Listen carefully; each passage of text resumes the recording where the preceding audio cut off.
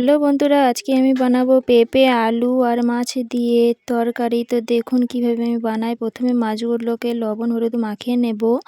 তারপরে আমি একটা কড়াই বসিয়ে দেব, কড়াইতে তেল গরম হতে দিয়ে দেব। তারপর মাছগুলোকে একে একে আমি দিয়ে দেব, দিয়ে এপিট ওপিট করে মাছগুলোকে ভেজে নেব।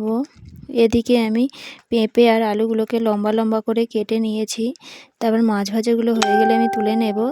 তারপর ওই কড়াইতেই আমি দিয়ে দেব পাঁচফোড়নটা দেওয়ার পর ওই পেঁপে আলুগুলোকে আমি দিয়ে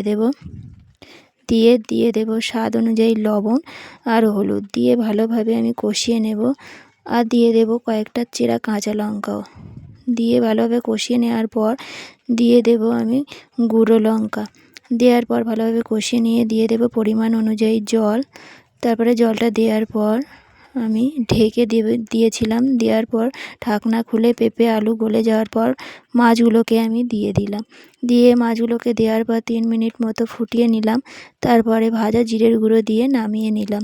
দেখুন বন্ধুরা কত সুন্দর হয়েছে, খেতেও খুব সুন্দর হয়েছিল। আপনারাও বানিয়ে দেখবেন। বাই।